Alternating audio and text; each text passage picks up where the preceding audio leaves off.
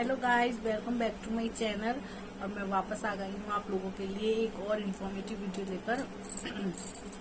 थोड़ा मुझे कोल्ड है, खराश है, तो उसके लिए सॉरी, प्लीज एडजस्ट। तो आज की जो वीडियो है उसमें मैं बताने वाली हूँ आपको सीक्रेट्स ऑफ वर्जाइना। उनमें कुछ टॉपिक ऐसे भी होंगे या कुछ जो सीक्रेट्स हैं वो ऐसे भी होंगे जिन पर मैं शायद पहले वीडियोस बना चुकी हूँ कम्प्लीटली अच्छी तरीके से, बट अगर ऐसा कोई टॉपिक टिप आता है तो मैं उसे आपको थोड़े से उसमें समझा दूंगी। बट टोटली जो है मैं वर्जाइना के जो सीक्रेट्स होते हैं या कुछ आप मिथ्स कह सकते हैं, डाउट्स कह सकते हैं, जो आप लोगों को लगते हैं, उसके बारे में मैं आज वीडियो में बात करने वाली हूँ। तो अगर आपको वीडियो अच्छी लगे तो लाइक शेयर कमेंट जरूर करें। चैनल पे नहीं है तो चैनल को सब्सक्राइब करना ना भूलें। तो चलिए स्टार्ट करते हैं आज की वीडियो। तो सबसे पहले जिसके सीक्रेट के बारे में हम बात करने वाले हैं हम उसी की बात कर लेते हैं कि वर्जाइना होता क्या है। मतलब हम क्या, मैं भी चाहे थंबनेल लगाऊं चाहे किसी भी तरह की अगर इस टॉपिक पर वीडियो बनाती हूँ तो उसे वर्जाइना बोलते हैं। बट वर्जाइना जो होती है वो अंदर का पार्ट होता है वो सारा वर्जाइना होता है। जो नीचे का मेन पार्ट जिसे हम वर्जाइना कहते हैं वो वल्वा होता है, बट वो वर्जाइना नहीं होती। बट हाँ, नॉर्मली सब उसे कम्प्लीटली वर्जाइना ही कहते हैं कि वो वर्जाइना होती है, बट ऐसा होता नहीं है। वर्जाइना जो अंदर वाला पार्ट होता है, बाहर वाले पार्ट को हम वल्वा कहते हैं। बट आप बोल सकते हैं कि उसे वर्जाइना, मतलब वर्जाइना इस तरीके से यूज किया जाता है एज अ वर्ड। बट वर्जाइना और जो वाल्वा होता है, मतलब उसका जो पार्ट होता है उसमें जो डिफरेंस होता है वो अलग अलग होता है। तो वर्जाइना ये होती नहीं है एक्चुअली, बट इसे बोलते सभी हैं और सब यूज भी करते हैं एज अ वर्जाइना। सेकंड होता है कि सबको लगता है कि हमारे vaginal area, internal area, private area, जो भी आप कह सकते हैं, उस पर इतने बाल क्यों होते हैं।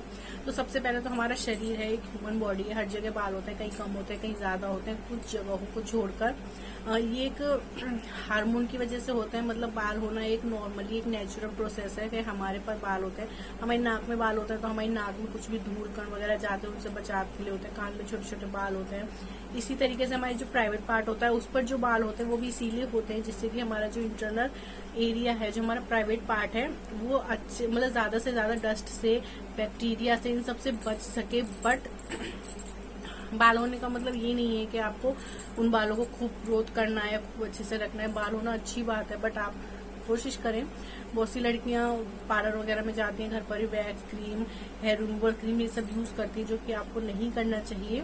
कोशिश कीजिए आप आपके जो इंटरनल एरिया, प्राइवेट एरिया पे जो बाल है, जो आपके प्राइवेट एरिया पे बाल है, आप उन्हें हमेशा ट्रिम करके रखें, थोड़े छोटे छोटे रखें अगर आप कंफर्टेबल हैं।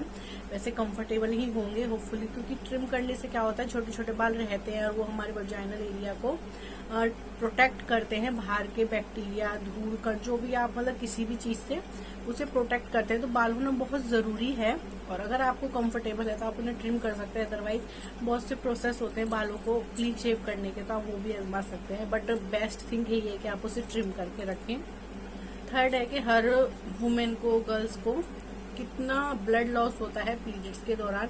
किसी किसी को 3 से 4 दिन तक का पीरियड टाइम होता है, किसी किसी को ज्यादा भी हो सकता है, कम भी होता है। बॉडी टू बॉडी हर चीज डिपेंड करती है। बट जब आप पैड यूज करते हैं तो आप उससे अंदाजा नहीं लगा सकते कि आपको कितना ब्लड लॉस होता है।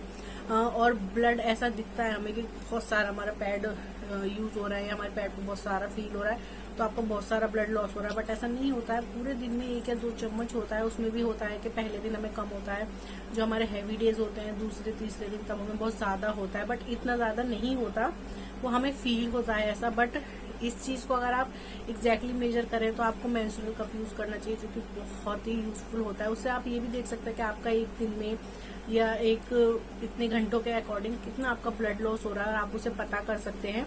बट पैड वगैरह के उससे आपको बिल्कुल नहीं होता है। आपको 1 से 2 चम्मच, 2 से 3 चम्मच ब्लड लॉस होता है, इससे ज्यादा नहीं होता है। अगर एवरेज देखा जाए तो आपको 10 से 60 ml ब्लड लॉस होता है अपने पीरियड टाइम में। अगर आपको इससे ज्यादा होता है या 80 ml से ज्यादा आपका ब्लड लॉस होता है, आपको ऐसा लगता है, तो आपको डॉक्टर से विजिट करना चाहिए, उन्हें आपको एक बार दिखाना चाहिए। अदरवाइज 10 से 60 ml तक आपका ब्लड लॉस होता है तो वो नॉर्मल वे में होता है, एवरेज है, वो सही है। आपकी हेल्थ के अकॉर्डिंग बॉडी टू बॉडी में बहुत सी चीजें डिपेंडेंट करती हैं। अदरवाइज 80 से ऊपर हो तो आप डॉक्टर के पास विजिट करिए, वरना घबराने की कोई भी बात नहीं। थोड़ा अजीब है, बट आपने कभी सुना हो या आपको ऐसा हुआ हो, मतलब मुझे तो पर्सनली नहीं हुआ है, कि किसी किसी के जब वर्जाइनल एरिया के जो हेयर होते हैं बहुत ज्यादा बढ़ जाते हैं, उनमें जूं हो जाती हैं, छोटी छोटी जो जूं टाइप के जैसे हमारे सिर के हेयर में हो जाती है। तो वो क्यों हो जाती है? पहले तो बहुत ही रेयरली होती है, ऐसे जल्दी से नहीं होती है। और वो वैसे ना हो तो तभी होती है जब आप हाइजीन मेंटेन नहीं करते हैं, अपने वर्जाइनल हेयर को बहुत ज्यादा ग्रो कर लेते हैं।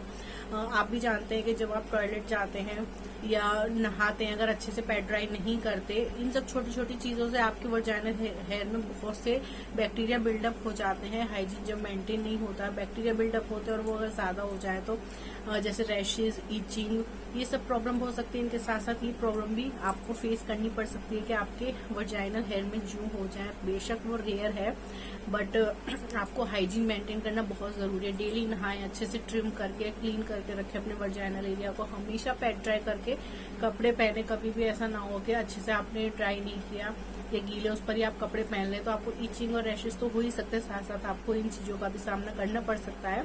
तो ये चीज को भी ध्यान रख, इसको भी अच्छे से करने के लिए आपको हाइजीन मेंटेन करना बहुत जरूरी है कि जैसे कि अपनी स्किन का, फेस का, बॉडी का ध्यान रखते हैं, उसी तरह आपके इंटरनल पार्ट भी आपके हैं, उनका ध्यान रखने का जो जिम्मा है वो भी आप लोगों का ही है।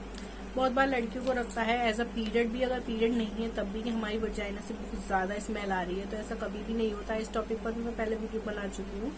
ऐसा सिर्फ हमें ही लगता है कि बहुत ज्यादा स्मेल आ रही है, स्मेल लग रही है, बट सामने वाले जो होते हैं, कोई भी हो, से कभी भी आपसे ऐसी स्मेल नहीं आती है। बहुत सी तो अपनी वर्जाइना में परफ्यूम वगैरह यूज करती है जो कि बिल्कुल भी हाइजीन नहीं है।